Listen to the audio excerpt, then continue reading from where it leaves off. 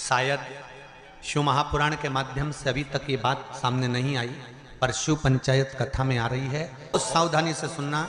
एक प्रश्न हमारे भीतर खड़ा होता है, जब हम सूर्य नारायण भगवान को अर्घ देते हैं, जल चढ़ाते हैं, तो वो जल पृथ्वी पर जब गिरता है तो उसके छींटे हमारे शरीर पर लगते हैं। क्या वो ठीक है? क्या वो श्रेष्ठ है?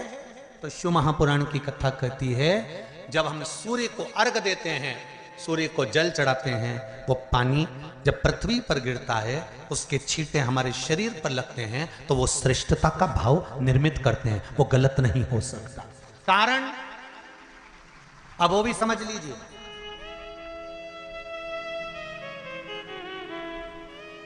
अब सूर्य नारायण भगवान को आप जल चढ़ा रहे हो तो छींटे नहीं लगे, उसके लिए क्या स्टूल पे चढ़ के चढ़ाओगे कि कुर्सी पे चढ़ के चढ़ाओगे? अरे बोलो तो सही। अब कई लोगों के दिमाग में यह बात भरा गई कि हम भगवान को जल चढ़ाते हैं, वो हमारे शरीर में छींटे लगते हैं, जमीन पे से पानी गिरता है, वो हमारे शरीर को छींटे लगते हैं, भगवान को अच्छा नहीं लगता होगा। कौन ने कहा? पहले तो उसको पकड़ के ला। मेरे राम जी महाराज, मेरे भगवान कृष्ण, बड़े बड़े संत, साधु, सन्यासी, तपस्वी, साधक, उपासक जितने भी हुए, जिन्होंने सूर्य की आराधना करी, इन्होंने टेबल पे चढ़कर या कुर्सी पे चढ़कर जल नहीं चढ़ाया। इन्होंने पृथ्वी पर खड़े होकर ही, क्योंकि पृथ्वी तत्व के देव हैं शिव। जब हम मृत्यु लोक पर खड़े होकर, पृथ्वी पर खड़े होकर भगवान शंकर का भाग पृथ्वी तत्व को धारण कर कर जल को हाथ में लेकर जब समर्पित करते हैं, और जो जल नीचे गिरता है वो शरीर पर अगर लगता है तो हमको उसका आशीर्वाद ही प्राप्त होता है, दोष नहीं लगता। पर लोगों ने इसको विपरीत कर दिया। कि कौन ने विपरीत करा? कई लोगों ने इसको विपरीत कर दिया। कौन ने विपरीत करा? तो जो दूसरे धर्म के लोग होते हैं, जिनको हिंदू धर्म से नफरत होती है और जो हिंदू धर्म की पूजन, सेवा, अर्चना को समाप्त करना चाहते हैं, वो धीरे धीरे धीरे धीरे कहने लगे कि सूर्य को जल चढ़ाओगे तो शरीर में लगेगा, शरीर में लगेगा तो दोष लगेगा। इसको कह कहकर घर घर में सूर्य को जल चढ़ाना लोगों ने बंद कर दिया कि आप जल चढ़ाएंगे तो दोष लगेगा, शरीर पे छींटा लगेगा, शरीर को ऐसा लगेगा। ये दोष नहीं है। कितनी सुंदर बात है महाराज। सूर्य नारायण भगवान को जब जल चढ़ाया जाता है, हाथ सिर से 8 इंच की दूरी पर होना चाहिए। जम के बोलिए, सिर से कितना ऊंचा होना चाहिए? 8 इंच ऊपर अपना हाथ होना चाहिए मस्तक से सूर्य को जल चढ़ाते समय। और ना चांदी का, ना स्टील का, ना लोहे का, ना प्लास्टिक का, ना कांच का, ना सोने का कोई बर्तन, ना कांसे का, ना एल्युमिनियम का, ना पीतल का, केवल एक पात्र होना चाहिए, वो है तांबे का। काय का पात्र होना चाहिए? तांबे का पात्र। और सूर्य नारायण भगवान को जब 8 इंच ऊपर तुम्हारा हस्त है, और जब हम सूर्य को जल चढ़ा रहे हैं, कैसे जल चढ़ाना है वो भी समझ लीजिए। अगर कोई कैंसर का मरीज है, जिसके चेस्ट में कैंसर आ गया हो, लेफ्ट में, राइट में कहीं पर कैंसर आ गया हो, या कोई गठान आ गई हो, तो महाराज आप जल चढ़ाते समय उस जल की धार को सूर्य भगवान को जब चढ़ा रहे हो तो धार आपकी गठान की ओर जाना चाहिए, जिससे सूर्य की किरण उस जल में से आपके उस स्थान पर पड़े, उस जगह पर पड़े जहां पर गठान है। महाराज आप लगातार जल तो चढ़ाना चालू करो, अच्छे अच्छे डॉक्टर फेल हो जाएंगे और कह देंगे गठन ठीक हो गई।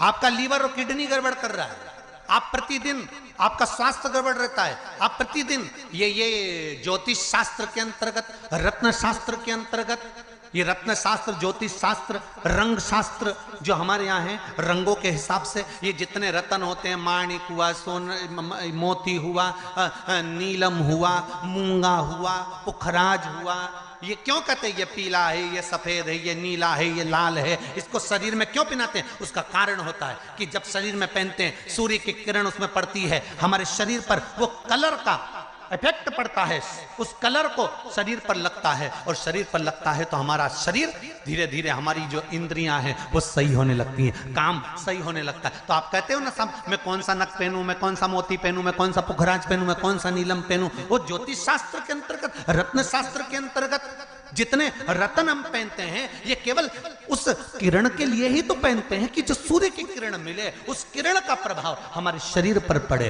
तो इन सबसे अच्छा है कि सुबह शंकर भगवान का नाम लो, तांबा का लोटा में जल भरो, 8 इंच ऊपर सिर से हाथ होना चाहिए, और सूर्य नारायण भगवान का दर्शन साधारण नहीं, जो जल तुम चढ़ा रहे हो वो जल की जो धार आ रही है उसमें सूर्य का दर्शन होना चाहिए, तो कैंसर की बीमारी कभी नहीं हो सकती। लीवर, किडनी, हार्ट, आपके हार्ट में अगर तकलीफ है, डॉक्टर ने कह दिया कि इसमें नस चोक है, आपको कहीं ना कहीं छल्ला डलेगा, आपको कह दिया इसमें कुछ ना कुछ प्रॉब्लम आ रही है, आप सूर्य को अर्घ देना चालू कर दो, सूर्य को जल चढ़ाना चालू कर दीजिए। आप सूर्य को जल चढ़ाओ, वो जल की जो तरंग आ रही है, वो जल जो निकल कर जा रहा है, उसकी जो किरण आपके हृदय पर, आपकी छाती पर पड़ रही है, नाड़ियों में पड़ रही है, नसों में पड़ रही है, उसका बल देखो तो सही। 1 महीना लगातार चढ़ाओ, तो 15 दिन 20 दिन कर तो देखो। क्यों राम जी महाराज जल चढ़ाते थे, क्यों भगवान कृष्ण जल चढ़ाते थे सूर्य को, क्यों दशरथ जी महाराज जल चढ़ाते थे, क्यों कश्यप ऋषि जल चढ़ाते थे सूर्य को, सारे 33 कोटि देवता, सारे ऋषिवर, साधु संत सन्यासी तपस्वी साधक उपासक सब भगवान सूर्य को अर्घ दिया करते थे। क्यों देते थे, किस लिए? सूर्य नारायण भगवान को जल चढ़ाते समय आपके पंजों की एड़ी ऊंची नहीं होना चाहिए, ध्यान दीजिएगा महाराज। आपका पंजा पांव का पूरा की पूरा जमा होना चाहिए भूमि पर। हाथ कितने इंच ऊपर? 8 इंच ऊपर होना चाहिए। जल जो गिरे, सूर्य की किरण, सूर्य का दर्शन उस जल की रोशनी में करना चाहिए। क्या होगा उससे? जिस बच्चे को आंख में चश्मा लगा हो, मोटे से मोटा चश्मा लगा हो, छूट नहीं रहा हो, तो थोड़े दिन उसको सूर्य का अर्घ चढ़वाना चालू कर दो, और जल में से सूर्य का दर्शन कराना चालू कर दो। सूर्य का दर्शन जल में से 2 महीना 2.5 महीना बहुत है, आंख की रोशनी बढ़ जाएगी, चश्मा हट जाएगा। आप कर देखिए। अब एक प्रश्न और खड़ा होता है सूर्य को अर्घ देने का। गुरुजी, पंचदेव पंचायत में सूर्य नारायण भगवान शंकर की पंचायत में हैं, सूर्य नारायण को हम फ्लैट में रहते हैं, हम फ्लैट के अंदर रहते हैं, तो हम फ्लैट में रहते हैं, हमारे यहाँ अगर छज्जा नहीं है, हमारे यहाँ जगह नहीं है, तो हम सूर्य को अर्घ कैसे दें? तो महाराज खिड़की तो होगी, अगर घर में फ्लैट में पानी ढुलेगा और आप लोग नहीं समेट सकते तो एक बाल्टी रख लो, एक पात्र रख लो, पर सूर्य नारायण भगवान को अर्घ देकर रोशनी शरीर पर पड़ना चाहिए। जिंदगी में कभी कोई बड़ी बीमारी नहीं आ सकती। అమ్మ అన్న పిలుపు వినలేరు, నాన్న